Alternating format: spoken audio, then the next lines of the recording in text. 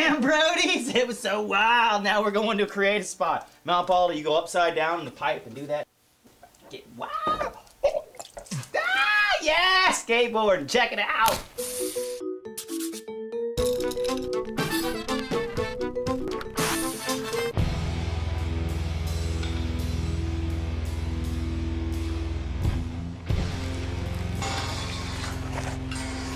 Doing the rail isn't the hard part, it's just committing to the gap, because once you ollie out and touch down on the rail, if you don't slide the whole thing, you're gonna slam.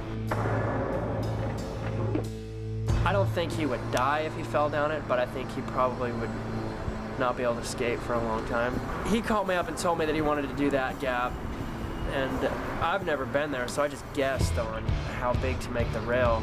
And it was just a pretty standard rail. It was only about 2 feet tall, 20 feet long. Just getting the rail to the spot was hard. Mount Baldy is about 3 hours away from my shop, from the King Rails warehouse. And we drove it up there, and I didn't know, but we had to walk about a mile through rocks and bushes and trails and the whole nine to get to this spot. It took 2 people to carry the rail.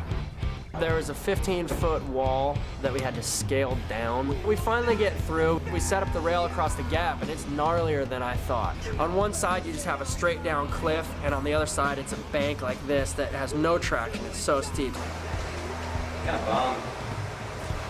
So we set it up just on the flat ground so that Dane can start practicing it. And that's when I got the most nervous.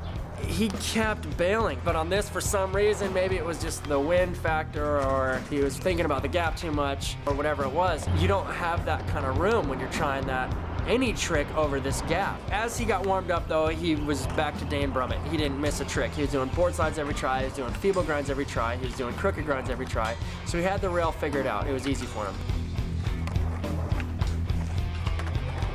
But then we had to move it to the gap. You're going up to a 20-foot gap, 20 feet deep, to broken glass, big chunks of concrete, rocks. He rolled up to it so many times. Again and again and again. Right before he got to it, he'd jump off every time. My heart would just drop. His first try on a board side, he stuck right in the middle and jumped. I thought he was done. Just on his first try, he stuck and just barely made it over to it. Got me a stick. So he pulled a board slide eventually. He did like 3 or 4 board slides.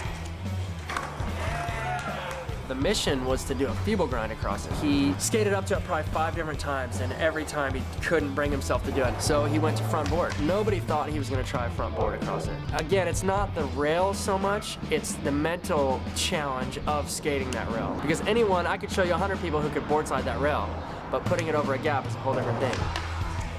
The day could have been completely different. We could have had an opposite outcome. And instead of carrying the ladder home, we'd have to be carrying Dane Brummett home. But he pulled. He pulled a board slide, and then he went above and beyond the call of duty, and he did a frontside board slide. And we haven't been back since.